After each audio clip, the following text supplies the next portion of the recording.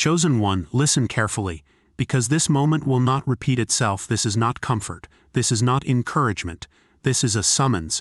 The atmosphere around your life is shifting, and heaven is not whispering anymore. It is roaring. This is a kairos moment, a divine interruption, not coincidence. And the reason you feel the urgency is because timing has become delicate. You didn't stumble into this message. Grace escorted you here on purpose. Give me the next few minutes. Don't scroll. Don't multitask.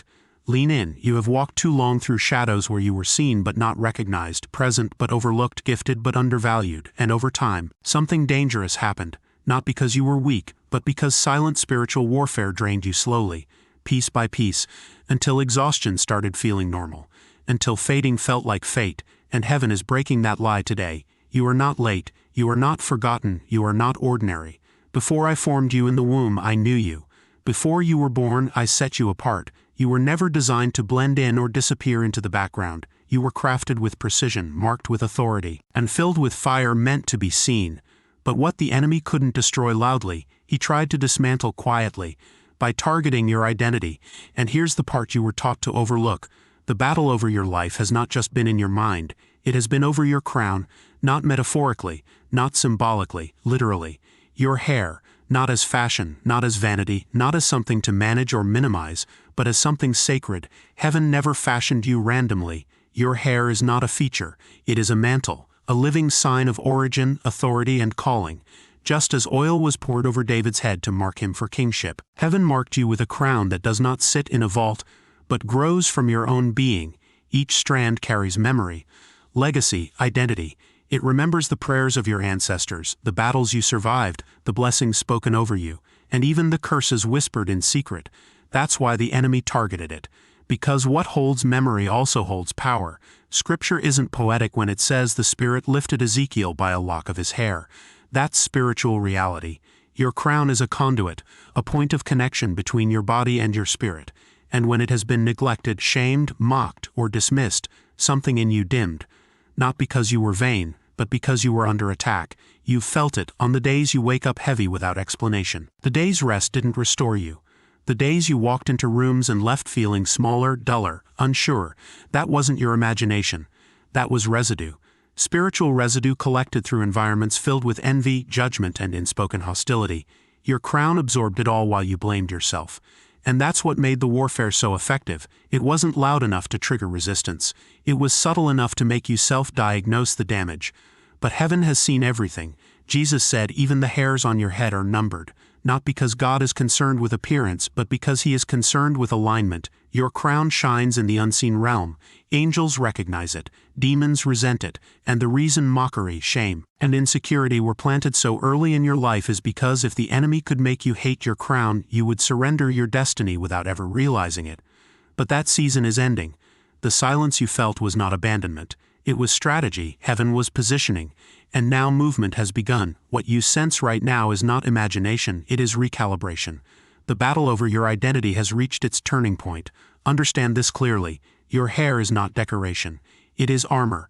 The world sees strands, heaven sees a shield. It absorbs what was meant to pierce you, envy, bitterness, spiritual crossfire, so your spirit could keep standing, and when it felt dull, heavy, lifeless, that was not cosmetic. That was damage, a warning, a call for reinforcement. And now heaven is reinforcing it. Your crown is also an antenna, tuned to divine frequency. It senses shifts before your mind understands them. It discerns atmospheres, warns you in advance, and receives instruction quietly. That's why you used to know when something wasn't right before words were spoken. That wasn't intuition. That was discernment flowing through alignment. The enemy didn't need to destroy you. He only needed to scramble your signal. And he did it through whispers, confusion, insecurity, self-doubt, until sensitivity dulled and clarity blurred. But heaven is intervening now because your survival depends on your sensitivity. This is not about idolizing appearance. It is about stewardship. How you treat your crown reflects how you carry your calling. When you curse it, neglect it, or mock it, you echo the very lies the enemy wants you to believe about your purpose. But when you honor it, you align with the authority God placed on your life.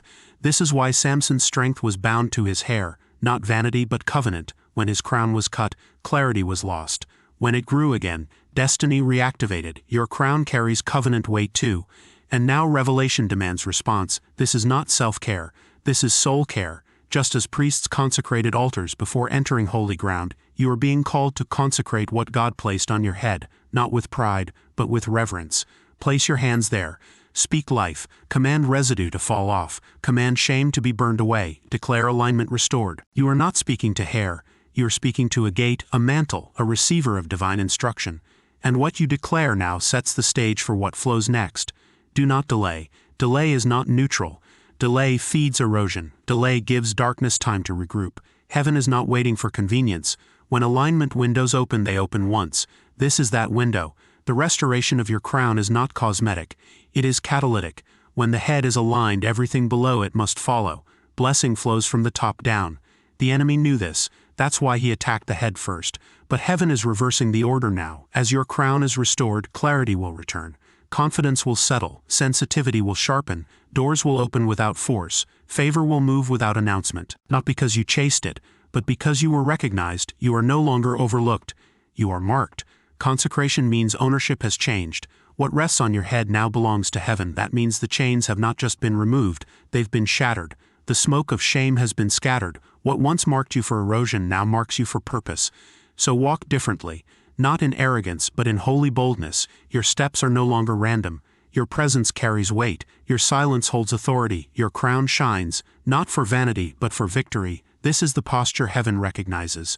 Not loud self-promotion, not anxious striving, but a quiet confidence that comes from alignment. Holy boldness is not about proving who you are, it's about no longer needing to. It's the settled assurance that you are moving in step with heaven's rhythm, that every step is being ordered even when the path ahead still feels partially hidden.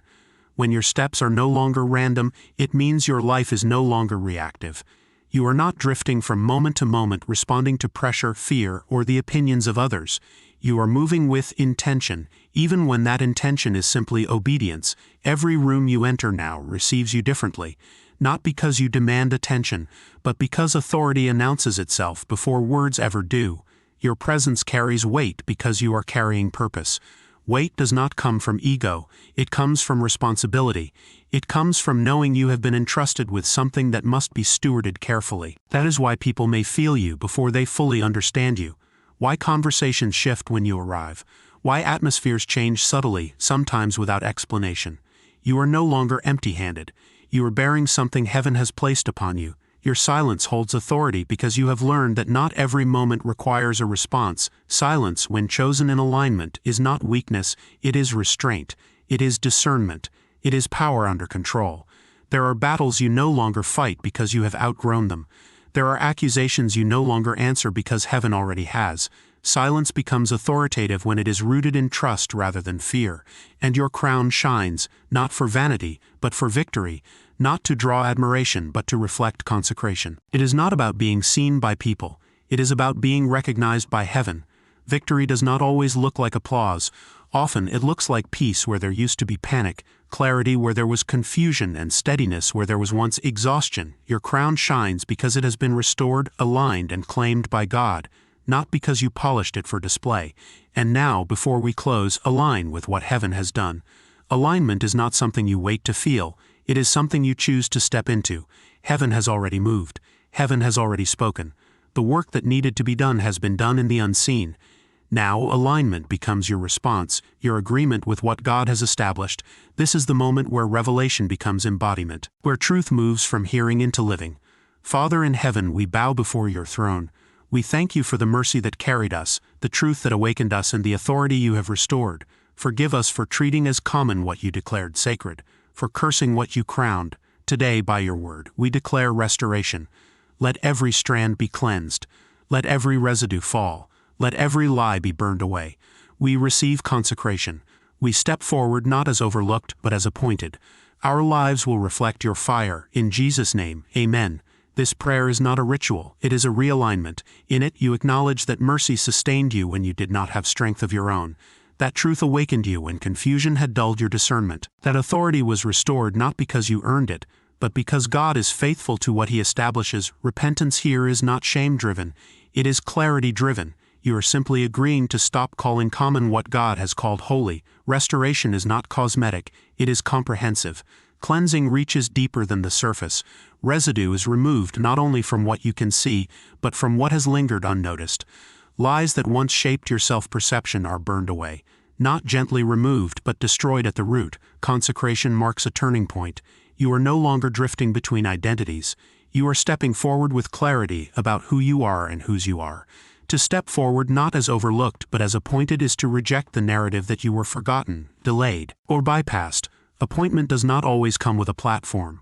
Often it comes with responsibility, with discipline, with restraint. But appointment means heaven has its eye on you.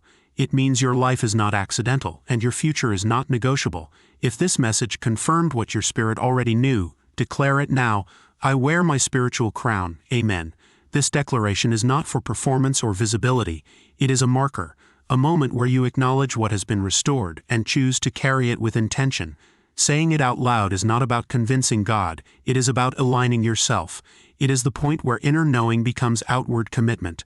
Walk with your head lifted, not in pride but in purpose. Heaven is watching and your crown is shining. Lifted does not mean inflated. It means steady. It means aware. It means you no longer shrink to fit spaces that were never designed to hold you. You walk forward attentive, reverent, grounded, knowing that heaven sees you, that your steps matter, and that what rests upon you has been sealed. Your crown shines because it has been claimed. And now you carry it not lightly, not casually, but faithfully, as one who understands that alignment is not a moment but a way of life.